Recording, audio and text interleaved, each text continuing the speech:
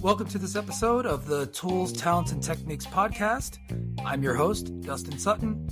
Today, we have the pleasure of hosting Mr. Ed Nwokedi, the founder and CEO of RedSwan Marketplace. Ed is a visionary, he's an entrepreneur, he's been a capital markets executive, and through his current venture, he is revolutionizing the world of commercial real estate through some very innovative solutions. As the founder and CEO of RedSwan CRE, Ed has pioneered digital marketplace for quality tokenized commercial real estate, and we dive in deep into what that actually means for the uninformed listeners. And RedSwan CRE, it's a new capital market solution. It includes liquidity, affordability, and the inclusion of cryptocurrency payment options. And by bridging the gap between traditional real estate and digital securities, RedSwan offers a new source of funding and early liquidity for accredited investors. With a strong background in sales and transaction negotiation, Ed has executed nearly $3 billion in transactions through his honest career. And his specialties have encompassed negotiations, contract execution, debt structuring, asset valuations, urban development, feasibility analysis, real estate portfolio consultation, asset liquidity, resolution management, and leadership specifically in commercial real estate, blockchain, tokenization. Prior to founding RedSwan, Ed served as the executive director of apartment brokerage and advisory services for Cushman & Wakefield, where he honed his expertise for over 15 years. And he also brings a wealth of experience from his tenure at Colliers and other notable organizations. And we go into some more of his history and his upbringing and how he developed his mindset. Edward holds a degree from the University of Michigan, and he's also earned a fintech certification from the Wharton School of Business. And he really demonstrates his commitment to staying at the forefront of industry advancements. So I hope you enjoyed this conversation with Ed Nwokedi as much as I did, because we're going to be exploring the world of tokenized commercial real estate, capital markets, but more of like how to think through the decisions in your life and your career. So thank you again for joining us, and I hope you enjoy.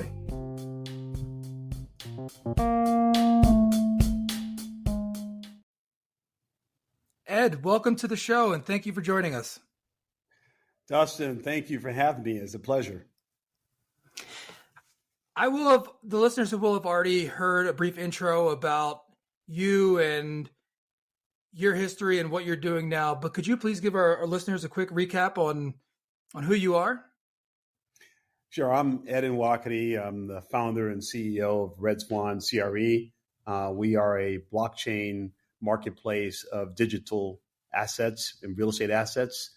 We use the blockchain to convert real estate equity into shares, security token shares, which allows people to buy fractional shares of real estate at a more affordable price, and also provide the liquidity so when they want to sell it, they can also obtain liquidity by selling those shares. So we started this in 2018. We saw the demand of digital moving in. The government, the U.S. government, made a mandate that ICOs, which are initial coin offerings, were banned in the United States, but they put a blessing on digital securities as being a method for raising capital. So I quickly jumped into this type of the business, knowing how effective it was going to be for commercial real estate, because I had, a 18-year career in commercial real estate capital markets, selling with Cushman & Wakefield as director of capital markets.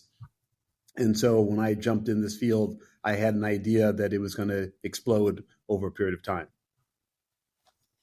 Being at the cutting edge of this, and before we go any further, let's do this. I imagine that you've had to explain what blockchain is many times to many people. Could you give a quick rundown of how you explain blockchain? Yeah, so blockchain is a digital ledger. You use the internet to search for content, hosting websites. It's just another layer two for having access to information. The blockchain is a layer one, which allows you to store information on a ledger and keep track of the movement of that information. So, for example, when you're talking about shares, it's like a stock shares. I can transact something and it's recorded on the blockchain. It's immutable, the meaning that no one can change that recording until I release it, and then the person who I'm giving it to accepts it. So it's a very effective way and secure way of transferring information or products onto a network that is very secure and very transparent. So people use the first use of blockchain that most know about is for cryptocurrency. Cryptocurrencies are digital ownership of currencies that you can now buy. And when you buy this, you're actually recording your ownership on the blockchain, and then you can privately store it in your own self-custody wallet. And then you can interchange that by selling it to somebody else peer-to-peer. So you don't need intermediaries in order to exchange information or these currencies from peer-to-peer. We do the same thing on the blockchain, but because we're selling investment vehicles, it has to go through the SEC because we're selling securities like stocks. And so in order to legitimize the transfer of a share of a stock of real estate, you need to go through someone who's licensed in order to do so. And so we chose to get licensed to be able to transfer shares of real estate stocks from one entity to another using the blockchain as our medium of storage. And I'm going to make one other thing clear, which is a misunderstanding. Cryptocurrency, you hear about people having their currency or wallets hacked and they're losing their currency because someone stole it. Well, that's because it's peer-to-peer and people can store their digital currency assets in their own wallet, or they can store it with a third-party intermediary like FTX or Coinbase. Well, because they're registered, but they're not identified onto some sort of a ledger. That means that once it's in a wallet or capacity where it's sitting, if somebody can get access to that, they can just take it, just like you can take cash out of your wallet. But when you start looking at digital securities, the federal government made sure that they're handled a little bit differently. They're recorded onto a list that lets us know who owns it. And that list is like what we call a cap table list of all the owners. So when it records on that list, there's an intermediary that can know that the person who owns it is the rightful owner. And so when they transfer to somebody else, it's also recorded on that same list. So if anybody stole the digital security tokens of real estate from your wallet, you can now come back to RedSwan, who made those tokens, and say, please burn my original tokens and reissue tokens to me. So that's a big distinction between security tokens and cryptocurrency, which are both processed on the blockchain. Does that make sense? It does, as much as I can digest that. And I'm sure, like, again, you went right into the deep end, and there are a lot of questions that I know, and I've talked to other people about blockchain, and I understand it to a point, but when I hear folks such as yourself get into the weeds of how it works and how it's secured, it makes sense, but again, to me, only to a certain level. My question for you is that, or I get my initial question here. You were working at Cushman & Wakefield. You were in commercial real estate for a long time. When did you become aware of blockchain itself? And when did you make the decision of saying, oh, this can be used for real estate purposes? Can you walk me through that transition or that mindset at the time? Yeah, it was it was January of 2018. And I'm minding my own business, doing real estate transactions like I normally do. And one of my previous officers of a previous technology company that I co-founded in 2000, actually in 1999, called me and said, Ed, you ought to go to a blockchain conference. There's one in your backyard in Dallas. And I said, his name is Ernest. I said, Ernest, I don't know what you're talking about. I don't know anything about blockchain. He says, trust me, Ed. I know you. It's a new technology. You're going to love it. Go check it out. I said, Ernest, I'm extremely busy. I don't have time for any technology. This guy is a computer geek, so he loves technology. And I don't care. I mean, I'm not that much in love with it. I like, business and profits. But he said, you need to go. You're going to like it.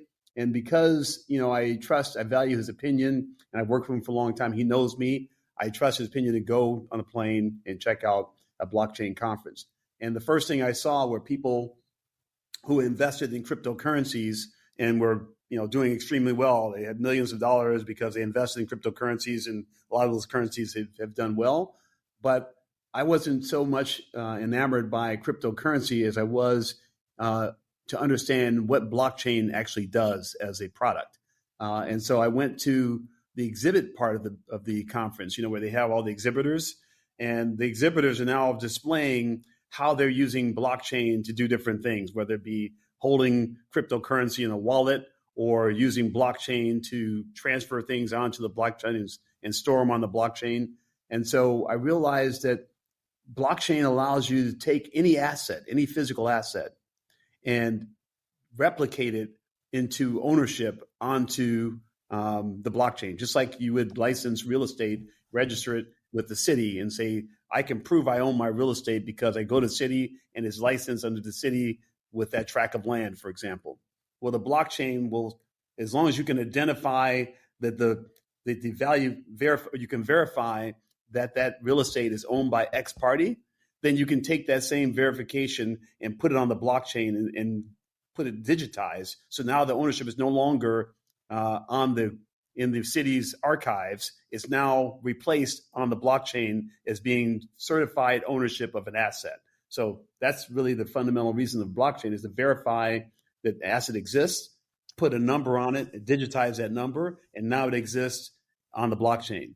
But the beautiful part about that is that you can now fractionalize that ownership into as many pieces as you want. So I can take a piece of land that I saw registered in the city of Houston as owning to XYZ Corporation. And because I have the certified copy of the deed, I can take that same deed and transfer it to the blockchain if I'm the owner of it. And then I can fractionalize that deed into 1 million shares. So 1 million shares make up the full ownership of that land.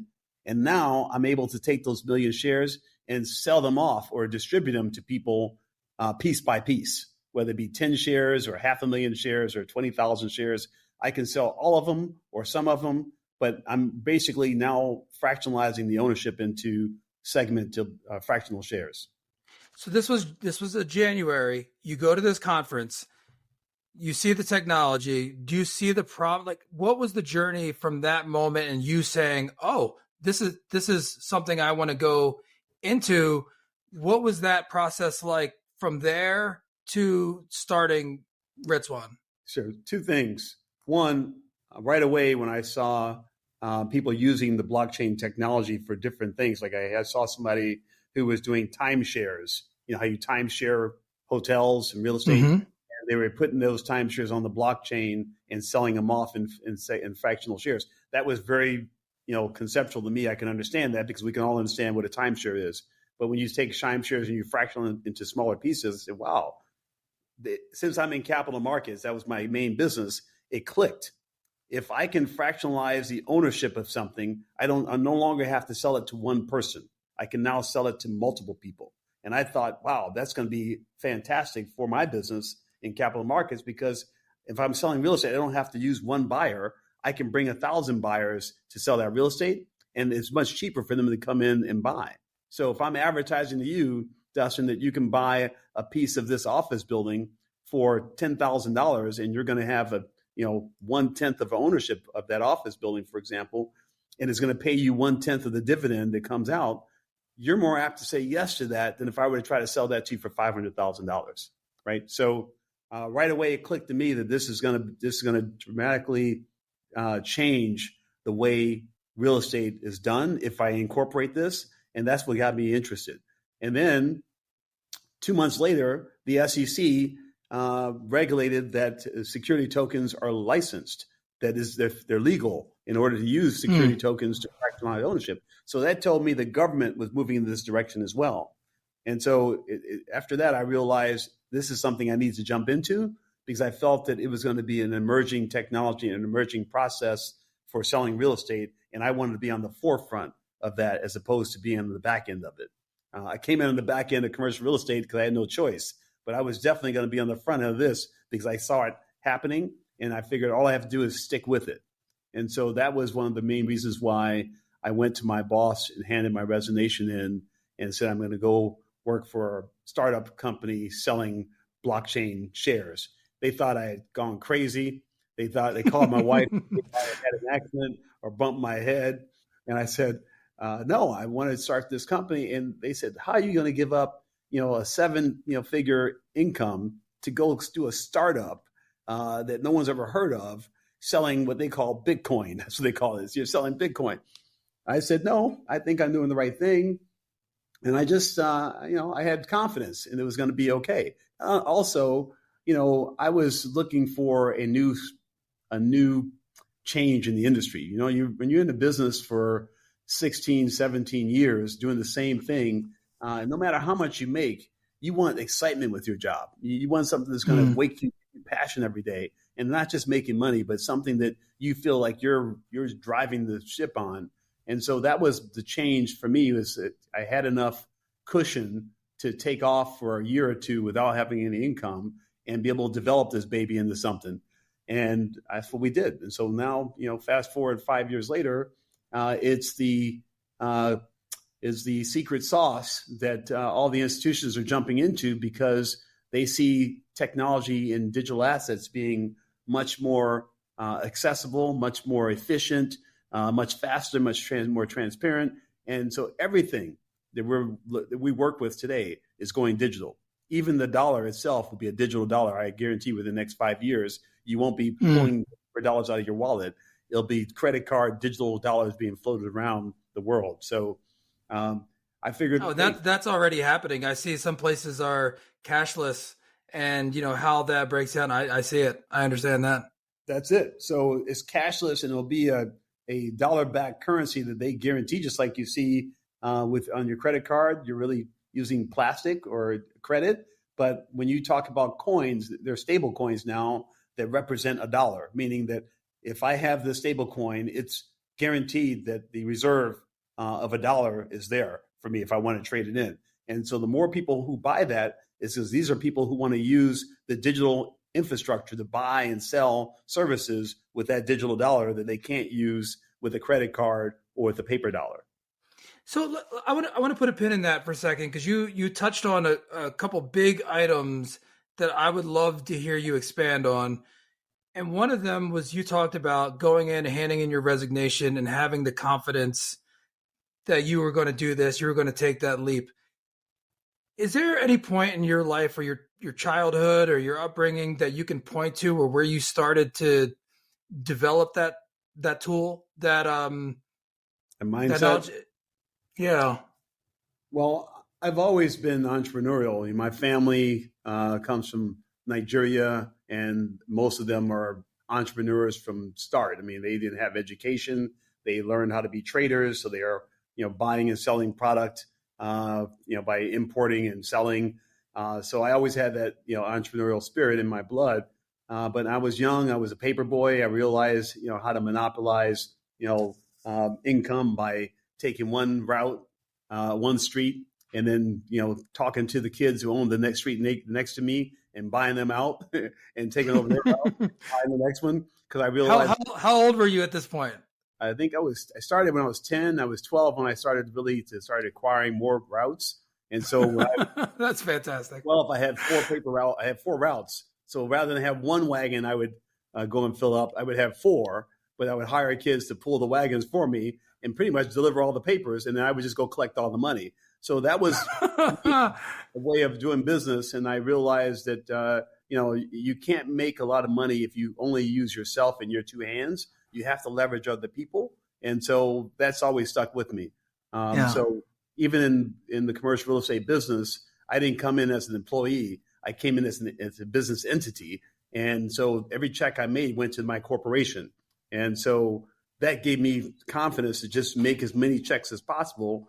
And that's an industry where it's pretty much dominated by the winners. It's hard to get into commercial real estate and do big volume because clients go to the people they know, and they consistently rotate the business to those people they know. But I realized that when you have information, you can now use that information as leverage and get yourself in the door and make things happen. And so you have information on the property that's for sale, or a person, you know, they want to sell it because you heard something, you read something, or you just know that their pattern, and you know that there's a buyer who's looking for something just like that. Make it happen. Go to the buyer and say, hey, would you like to buy that building? He says, yeah, but it's not for sale. Don't worry. Let me have your LOI and I'll make it happen. And that's kind of how I, beat the drum in commercial real estate to be very successful, by making my own business as opposed to waiting for people to give me business to sell. So from your paper route though, or your paper route dynasty that you built. So from there, did you know what you wanted to do in college when you went to Michigan, right? I went to Michigan, but no, I didn't know what I wanted to do. I just knew I was going to probably be in business.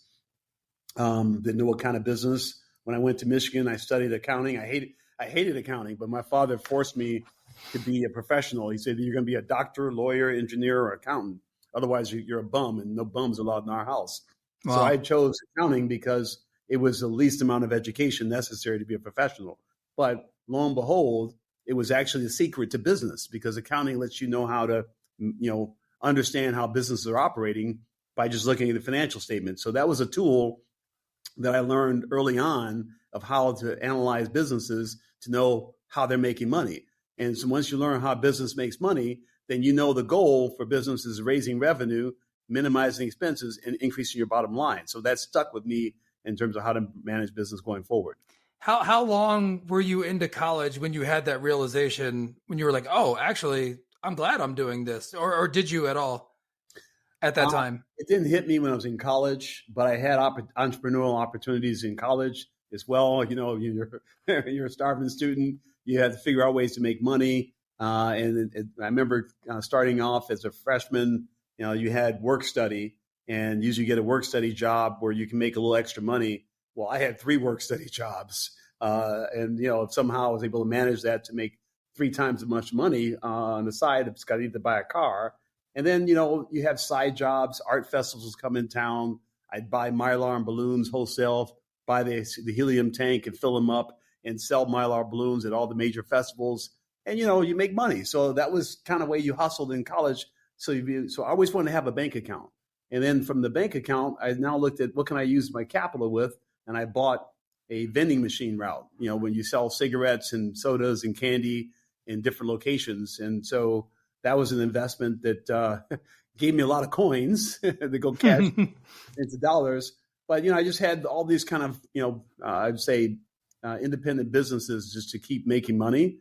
Because I never liked to borrow money from my parents or ask money from parents. I always wanted to figure out a way to do it myself. Even after the paper route story I told you about, as a child, I got into mini bikes, and I wasn't allowed to have a mini bike, but I bought one. I used to hide it down the street in the garage and ride it. But after a while, I realized the kids wanted more mini bikes. So I started buying engines and buying frames, and my friend and I would just make mini bikes. We'd build them and sell them. So that was another way of making business when I was probably 16, 17 years old. But, hustling, what can I say? That's just, you grow up hustling, You realize that you can make, honest, legitimate money. And it just stuck with me until after I graduated. My father said, well, you got to go work for a CPA firm because you're not going to be a bum. So I worked for Arthur Young and Company for about a year and a half. And I hated that job. I mean, I just didn't like, just sitting in a room adding machines. And, I looked around, everybody's wearing hard, thick glasses. I said, this is not for me at all. I told my mother I'm going to quit. And she says, you can't quit. Your father be so disappointed. I said, I'm quitting, Mom. I'm going to do something else. What are you going to do? I don't know, but I'm not going to do this. And I quit and I moved to California, just packed up everything and just drove to California. And you say, why California? Well, I said, I wanted to get away from Detroit, my hometown. And California, San Francisco was, in a book I read of the top 50 cities, had the highest income, had the best weather, had the best education, and the best medical system, right? And so that's where I wanted to be. It was either going to be San Francisco or New York. So I went to San Francisco, and just started hustling, started working at the stock exchange, learned how people made and lost millions of dollars a day. And that was exciting. And then I was able to get a job with GE Credit as a financial analyst. And that was like my first professional job where I get to fly around and audit. What year was this? So I can get a better picture. This was 1983. Okay. And I don't know where you read that. I don't know where you read that San Francisco has the best weather, but that one was true. Everything else sounds about right. San Francisco's coming from Detroit, Michigan. Okay. Weather, it had the most sunny days per year. That was considered the best weather. And when you're in Detroit, you don't have that many sunny days. It's really most gray days. So I wanted sunshine and blue water and blue skies. So it was not necessarily having the warmest weather, but just sunny days out of the year is what drove me there. Plus, the second highest income in the country was in San Francisco. And I figured if I can make it in San Francisco with the second highest income, then I can make it anywhere in the country. So that's why I went there. And then, just again, continued to move up. I worked for GE Credit, and we flew around as analysts. I was analyzing companies so that our company would give them a loan, an asset-based loan. And when I realized our company made $140 million in a matter of a year, and it was only 140 people in our company, that's roughly $1 million per person was made in terms of net NOI. I started to see, if they just took 10% of that income and divided it amongst the 140 people that made it, we'd all be worth over, $300,000-$400,000.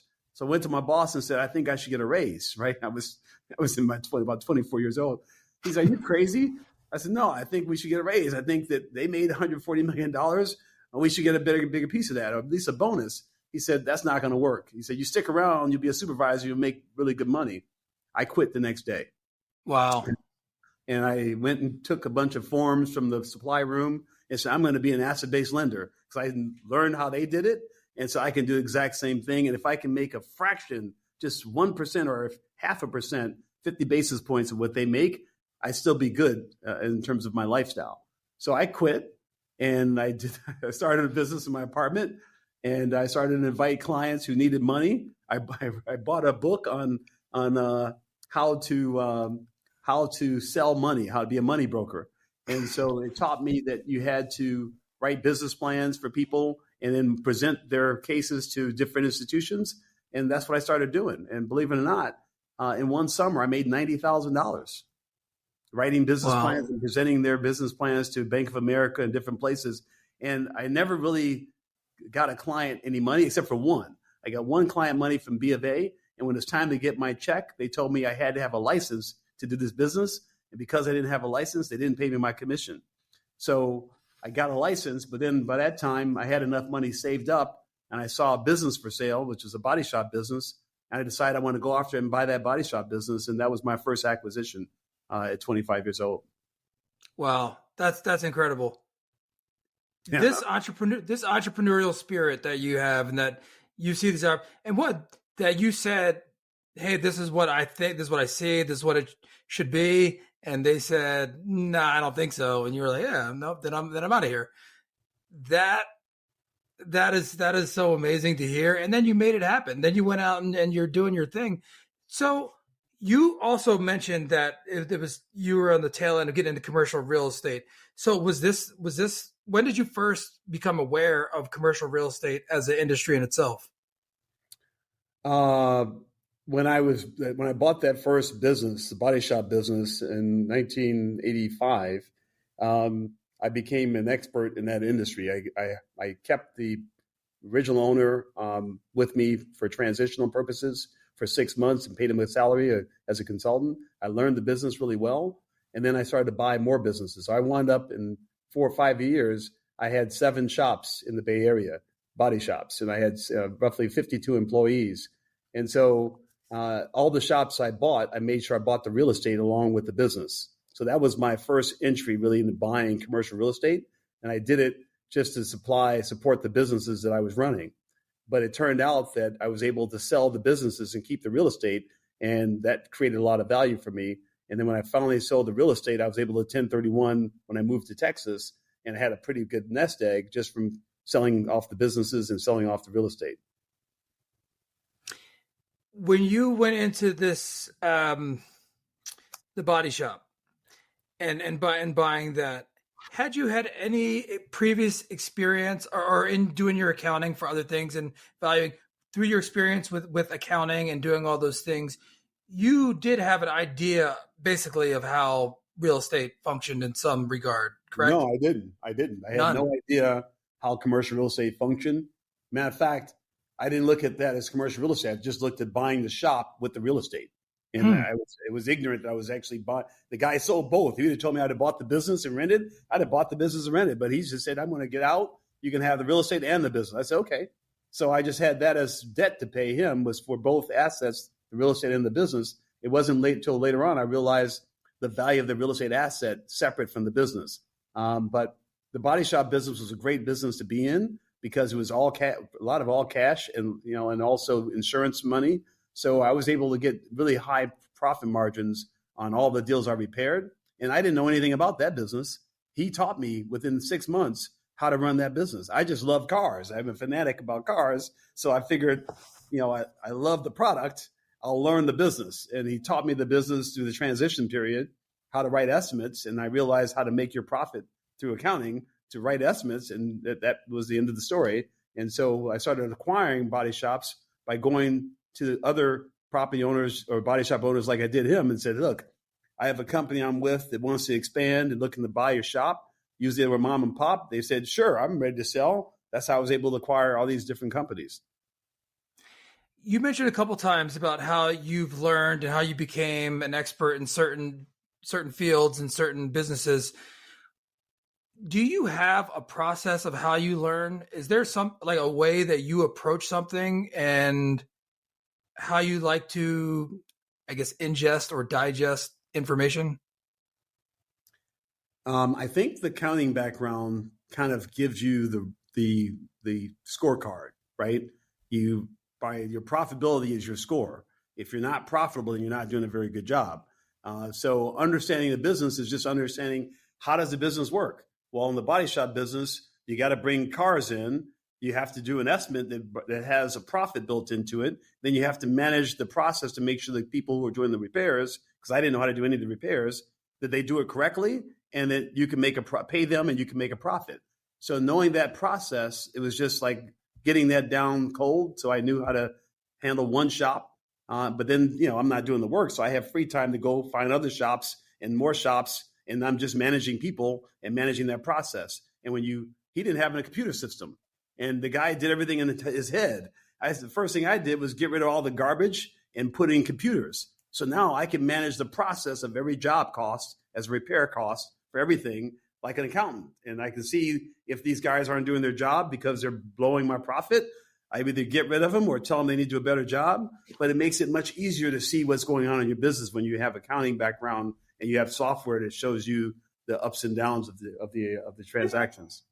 Sure. I think what my question, the meta question here is, when you're trying to learn about something, do you look for experts? Do you read? Do you, tap people on the shoulder and ask them for advice or suggestions? What's your method of learning anything, whether it's a emerging technology, whether it's a body shop? What is there something that you go to as a process? I believe that I go to people who know how to do it and I learn from them. So body shop, I didn't know how it was done, but the previous owner kind of introduced me to the body technicians and I learned I watched to see how they're doing it, but not to know physically how they do it each one, but the time it takes for them to do things and the process to do it. And so after a while, you kind of understand what they're doing and then you can leverage that. In real estate, I didn't know commercial real estate when I got into it either. I came to Texas to buy more body shops. I sold out my body shops. I was coming here to probably I was talking to like some of the car dealers to buy their body shop from them because I knew that business. And I had hired broker dealers to show me around town of what's for sale, what business is for sale. I had money I was going to buy. They said, you know what? You seem to know how to read. Boy, you know how to read these balance sheets really well. You ought to come work with us. And I said, no, I'm not really interested in working for anybody. I'm trying to buy another company. He said, well, if you work for us, you see all the companies coming on the market and you can either sell it and make money or you can buy it and make money. I said, you know what? That's not a bad opportunity. So I joined this business broker company, and I started to go after the companies that I would normally buy, but I would just make them sign a listing agreement, and I would turn around and sell it for them. So I learned how to do business brokerage. And then, just a year into that business, I brought like $26 million of listings to that company. And the owner was so scared that a black man brought so much business, institutional besides business, to his company, that he was nervous that I was going to make him, break his insurance or whatever. And so he told me, you don't need to be here. You need to be at a big commercial real estate company. I said, well, who are they? And he says, you don't know who they are? I said, no. He tears the book of list in Houston and says, here is the top 50 real estate companies. You need to go work for them. So I tore it in half to the top 25, and I went knocking on doors to Cushman Wakefield, CBRE, and said, hey, here's my resume, what I did with this guy at the business brokerage company. I brought him $26 million of listings, and he tells me I should come work for you guys. And they looked at me like I was like from another planet. I'll never forget that. Cushman Wakefield looked at me like, you did this? They didn't believe it, right? So they said, well, we're going to find somebody who can work with you, and then we can bring you back in. But we like what you've done. So I moved on to Colliers, and the CEO of Colliers said, you know what? I like your smile. I like your attitude. You could come here and work tomorrow, right? And so that was my first experience doing commercial real estate. And, the way I figured it is that these guys are all experienced on selling office buildings and selling apartment buildings or whatever. I know body shop business and industrial buildings because I own some. Let me focus on that market and go after that business for listings, right? And I was hustling on the phone, getting new listings. And right behind me happened to be the partner who runs the multifamily division. So she's hearing me on the phone, talking to people, getting listings. She says, I've never seen anybody work so damn hard. He says, you're selling yourself and you're trying to get this bills. You're hustling. You're here every day. How about you work with me as a partner in multifamily? And I said, nah, I'm not interested in multifamily. I don't even know what multifamily is, so I'm not interested. Thank you very much. I'm happy doing what I'm doing. I'm making some money. I'm happy. 2 days later, the CEO of the company comes by and says, Teresa asked you to be a partner and you turned her down. I said, she was trying to get me to sell some multifamily. I don't know what that is. He says, first of all, do you know who Teresa is? I said, no. She says, she's one of the big breadwinners in the company, right? She's a partner. And she said, I still don't know anything about multifamily. He said, you ought to go talk to her because she was going to give you half of her earnings to be a partner, 50-50. I said, oh, she didn't explain it like that. So I went back to her and we worked a deal. I said, look, I'll partner with you, but only if I can take my share out of everything above what you used to make, right? So if you made $1 million a year, if you make $1.2 million, I'm getting my share off the additional $200,000. She immediately agreed to that and we became partners. And soon enough, that's how I learned my way around multifamily. That's an amazing story. Can you walk me through the mindset of going back to her with saying, no, I want everything just, above, out of that pot? Well, yeah, I think that in all fairness, I'm the new kid on the block. I don't know anything about what she's doing. I know she makes a lot of money at it. Teach me what you're doing so I understand it and I'll be good at it. That was the mindset. Rather than me trying to take your salary and you feeling like you're on top of me because I'm taking away your income. I know you keep your income, show me how to do it, and I'll triple your income. And that's exactly what happened.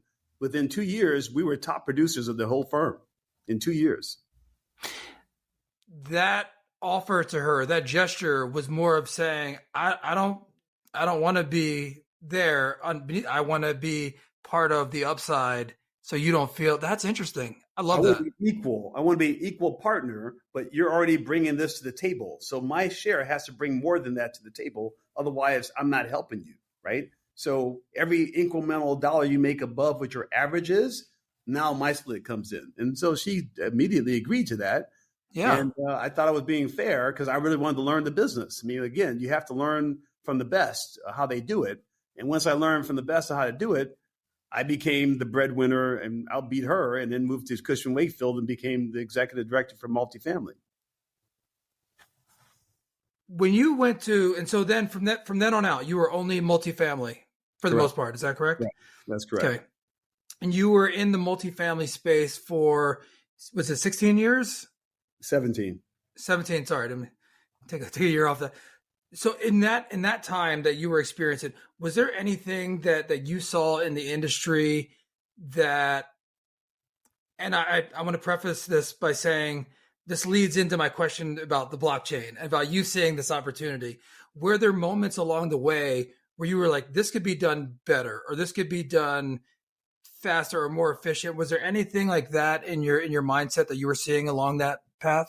Yeah, just like in the body shop business, the guy didn't have a computer. He was putting everything in his head, and he had to memorize all the parts he had around his shop. And when I threw away all those parts, he thought I was crazy. But I brought in a computer so the computer can tell me what's going on and manage the flow of inventory, which is a much more efficient way of doing business. Well, in the body shop, or in the multifamily business, she was a prima donna. She made good money because she was very tenacious about the clients she served, but she wasn't very good at going out and hunting for the business. Business came to her before reputation. I was good about hunting so that's what I did, was bringing the hunt to the business, and I would chase down owners I knew were going to be selling and bring her along to the meetings. We close those, and that's how we increase our business volume. Wow. So I just helped her increase her business volume. But even at the time when you went to Cushman and Wakefield and you're doing this work, were there certain things? I know you mentioned the computerization. Were there a lot of things as the technology advanced that you were bringing into the business of saying like, oh, we could use this to make things better, or we could do this? Because from my perspective, it is a very antiquated system, commercial real estate, just as a culture, if you will. But were there any things like that you saw or tried to implement? Yeah, it wasn't technology, believe it or not, until later on we started looking at technology that was influencing the business, but just the business practice in general. Commercial real estate is a white glove, very elite group of people doing the business. 80% of the business is done by 20% of the people in the industry, right? So they always keep getting more business, and it just rotates from one company to the next. And so when I came in, they just used to skip over me in the rotation for some reason, right? I wasn't part of the clique. I wasn't part of the network. For some reason, I looked different. So when it came for those assignments for selling these apartments for these institutions, they would somehow always seem to say, I'll get you next year. This guy I owed. I know this guy. I owed that guy. And so you know what? I realized that I'm not going to sit around and wait for people to give me business. I need to go out and find the business myself. And that's when I started doing off-market transactions. That's when I started putting two and two together with information and making my own luck, as opposed to them bringing me business. And that changed everything for me in terms of business model. So my business was forced to change because they weren't giving me any business. So I had to think about how to create my own business. And I was very successful. I'll give you an example. This is one of my largest transactions. I came to an owner and said, I used to go to China, and because I knew that they had a lot of money, they wanted to buy a lot of U.S. assets. And since I'm one of the only few people who want to go to China and speak their language, I learned how to speak mandarin so I can deal with them. I come back and I have letters of intent on certain properties, and usually I go for bigger properties. I brought an offer to our owner and said, "Hey, my client wants to buy your property. I knew you were going to be selling because I know your timeline." And they says, "Nah, that's not enough at all." And I said, "Are you kidding me? I'm offering you a ridiculous amount for these 4 properties." Yeah, CBRE is going to take care of that for me. We already have it. They're going to bring a bigger offer than that. And I was like, "Okay, well, I know what's going on here." But luck have it that 2 months later, I got a phone call from one of the Cushman Wakefield advisors, and it was telling me that they were analyzing a institutional company that owned assets in Houston. And he said, "Do you know some of the price points in Houston, and especially in this area?" I said, "Yeah, I actually took an offer for a pool of assets." It turned out that those are the assets that company owned, right? And when I told him that I brought an offer for about $500 million, the guy said, "Wait a minute, you bought an offer for $500 million for these assets?" I said, "Yeah." He went and called his client, told his client what happened. His client flew to Houston from Germany that next week, and then met me, took me to see his sponsor that he was investing in, and said, "How come you guys never showed us this offer?" They were expecting to make $200 and something million from this, to sell the portfolio for $275 million. And here I'm bringing a $470 million offer. Well, lo and behold, we got the deal done, right? Yeah. And that just goes to show you the kind of industry we're in, but that also shows you how I did business. That being able to do that and being a hunter and being out there and being resourceful, going to China, learning the language, you mentioned before about when you turned in your letter of resignation, people were like, "Oh, you crazy?" Because it sounds like you're just killing it, right? And it doesn't just sound like it. I know you were. And you're doing this, and you're going along, and you're rising, making a lot of money, doing great. What you saw in blockchain technology, and also your want to do something different and go out there and do that, it must have been a pretty palpable feeling for you to do that, to jump to the blockchain. Well, it's like fortunes come around once in a lifetime where you can see clearly where things are going that no one else sees, and, you can sit in your desk and you continue to make the same thing you're making and actually maybe making less because more competition keeps coming in. So you're fighting for your current earnings. And this was a chance to really get ahead of all that, right? And be able to be on that top of the wave like we are right now.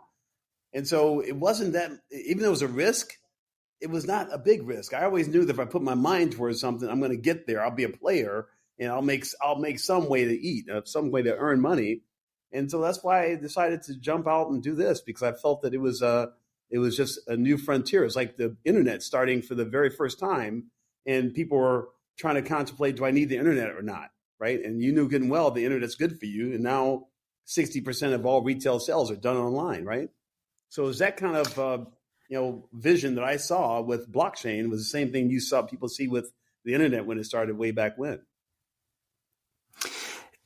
When you're explaining this, because you're ahead of the curve, you talk top of that wave, and you're doing this, and not even just now, but I'm talking about 6 years ago, 5 years ago.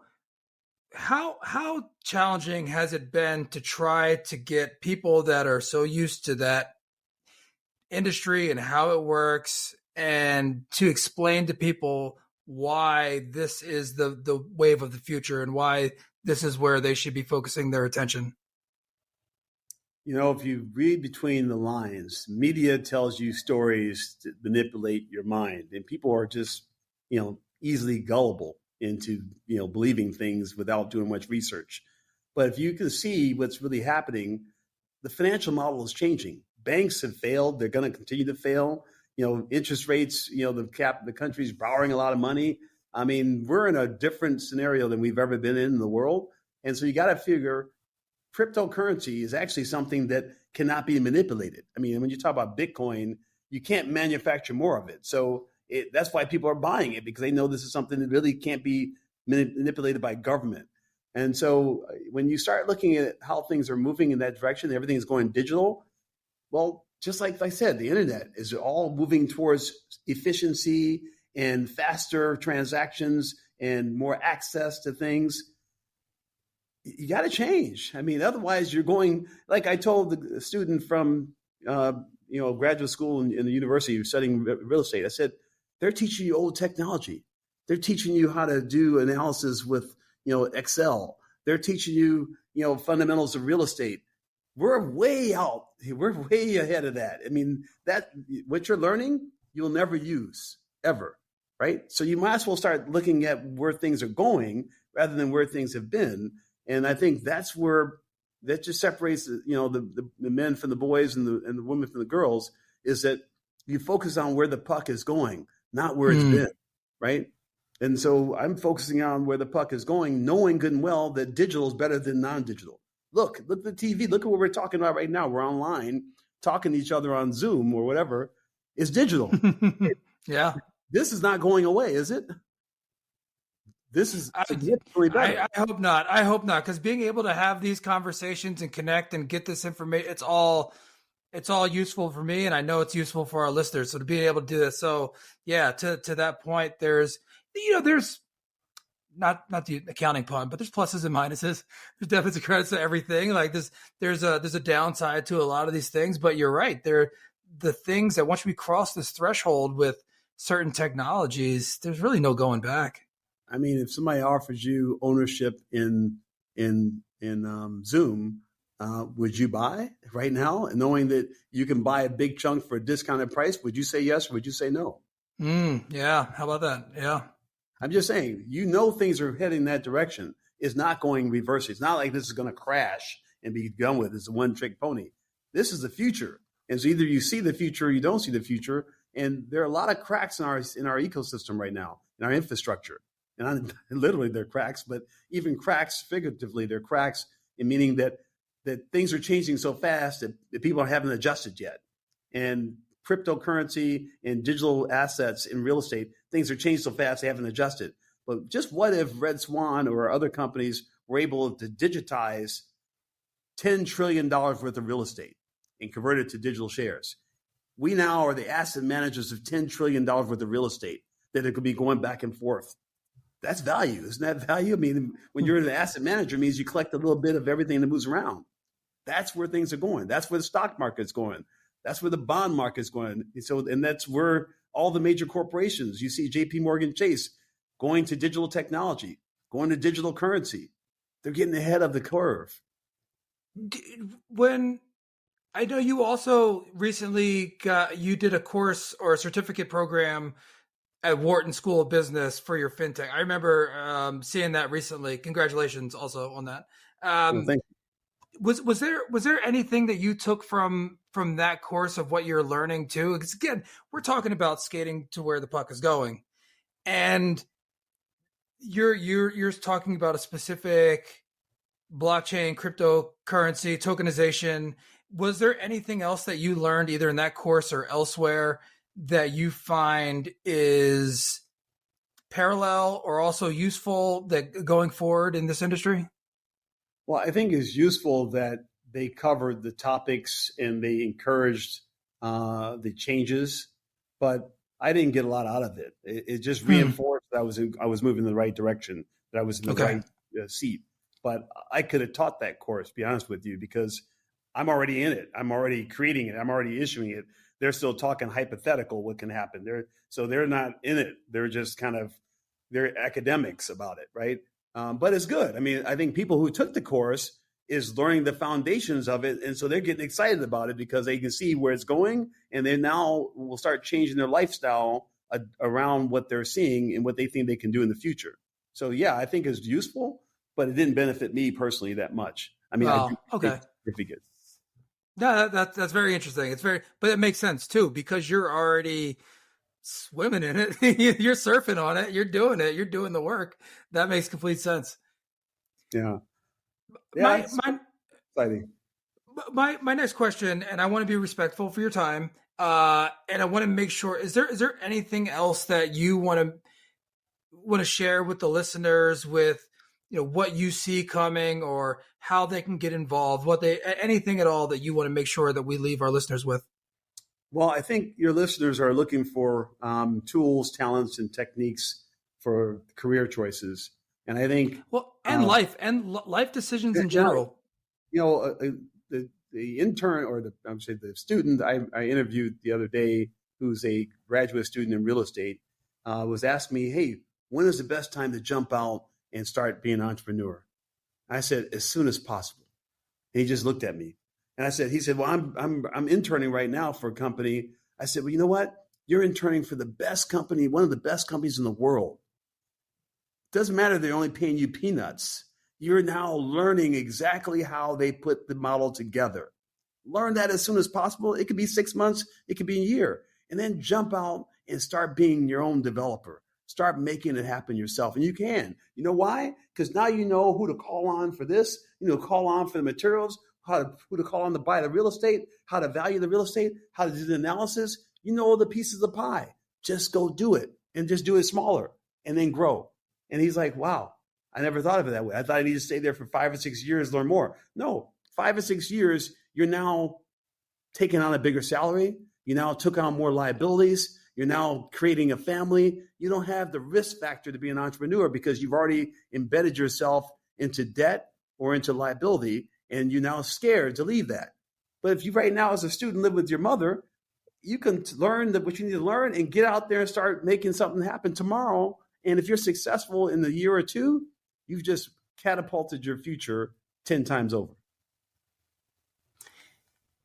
Ed, thank you so much for sharing your insight on what you're doing in your career. I think the last thing that you just mentioned there is really useful for everybody to hear when it comes to making decisions about their life. And we talked about it quite a couple times here about making those decisions and betting on yourself and moving forward. And I'm extremely impressed with what you've been able to accomplish, what you're doing, but more importantly, who you are and the way I see you doing it. So congratulations. Thank you again for sharing this with us. And I'm excited to see what's happening next and hopefully be a part of it in any way. Hey, well, thanks for interviewing me. I think it's always good to try to help, especially our young, to put them in the right frame of mind, because life doesn't have to be complicated. You should be happy with what you're doing.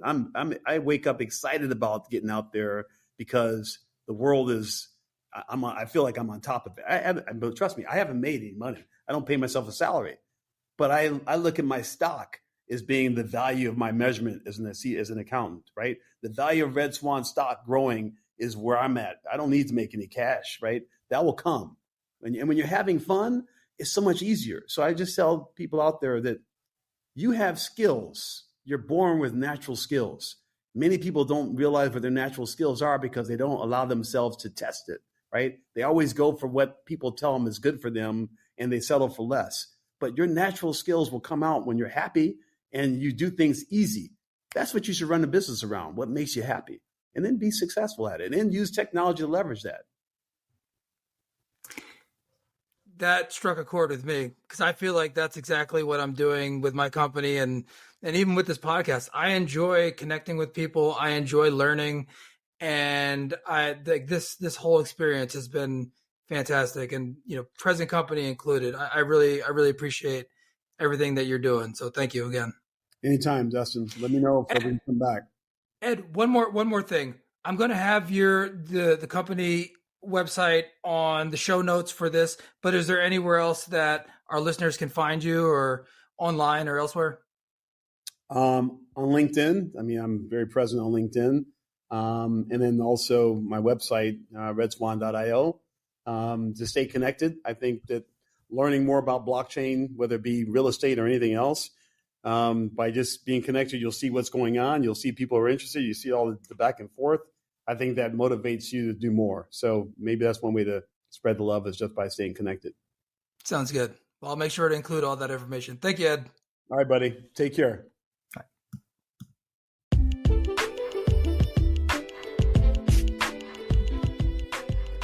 Thank you for tuning in to this episode of the Tools, Talents, and Techniques podcast. We hope you found the conversation insightful and engaging. And if you enjoyed this episode, we invite you to like, subscribe, and share the podcast with your network. By subscribing, you'll never miss an episode as we continue to bring you inspiring discussions with industry leaders and pioneers. Stay connected to the latest insights, trends, and strategies across various fields, from business and entrepreneurship to technology and innovation. Your support is vital in helping us reach more listeners and expand our community. So don't forget to leave a review and share your feedback. We appreciate your input and are committed to delivering valuable content that empowers and inspires. To stay updated on future episodes, be sure to follow us on either LinkedIn or our website, suttonrea.com. You can also find us on most podcast platforms like Apple, Spotify, Google, and Amazon. Thank you for being part of the Tools, Talents, and Techniques community. We look forward to bringing you more engaging conversations and valuable insights in the future. Until then, keep exploring, learning, and applying these tools, talents, and techniques to achieve your own success.